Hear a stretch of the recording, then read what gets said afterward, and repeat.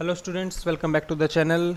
सो recently हुआ क्या कि जो आयुष्मान भारत स्कीम है और जिसमें 5 लाख तक का फ्री इलाज दिया जाता है, ये इस स्कीम से काफ़ी सारे जो प्राइवेट हॉस्पिटल्स हैं they are going to withdraw in Haryana to withdraw from Ayushman Bharat scheme over unpaid dues, कि जो सरकार की तरफ से जो बिल्स हैं वो क्लियर नहीं हो पा रहे हैं।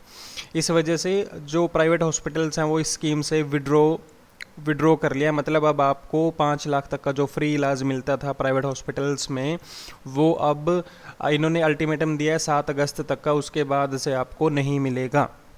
ओके, सो काफ़ी सारी न्यूज़ एजेंसीज़ ने भी इसको कवर करने की कोशिश की है। लाइक टाइम्स ऑफ इंडिया ने लिखा है the system has collapsed.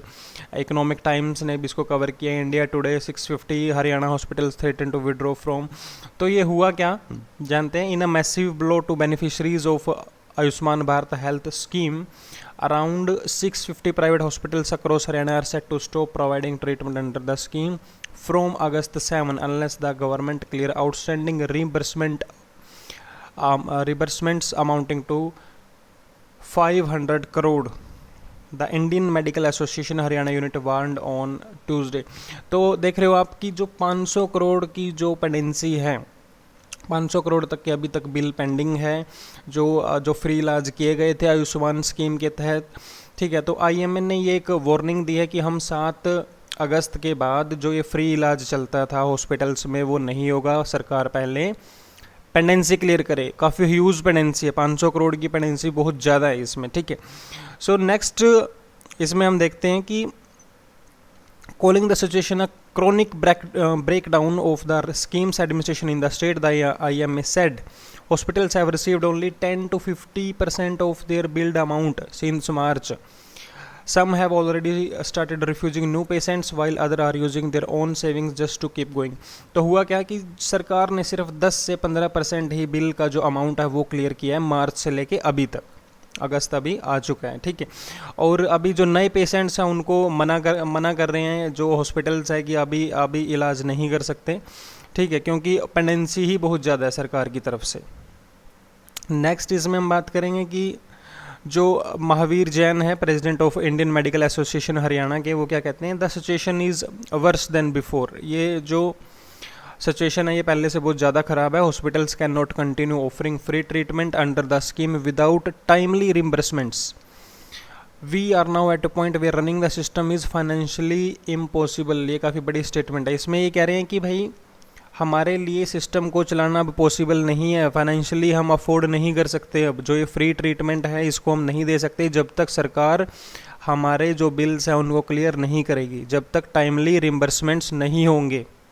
Okay, despite repeated appeals the joint CEO for Ayushman Bharat in Haryana Ankita Adhikari did not respond to request for comment till Tuesday evening.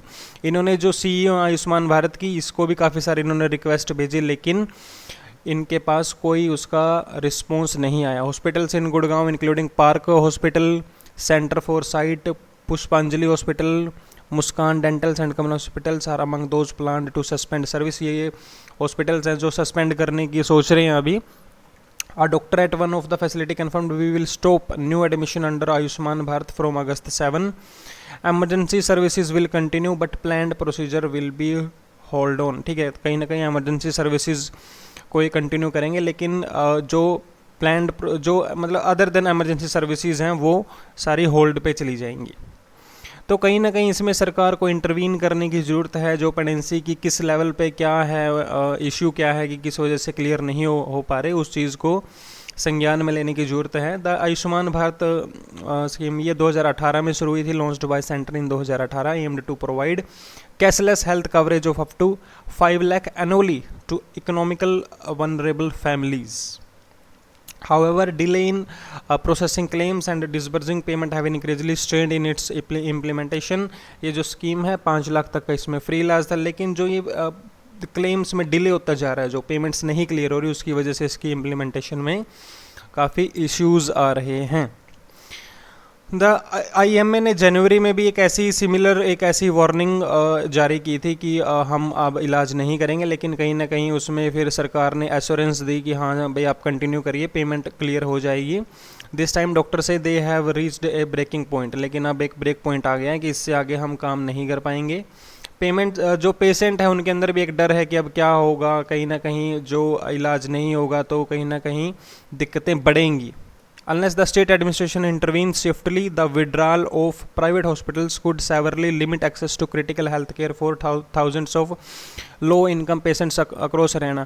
ठीक है, कहीं ना कहीं सरकार की स्कीम अच्छी थी, जिन फैमिलीज़ की काफ़ी कम इनकम है उनको फ्री में इलाज मिलता है इसमें।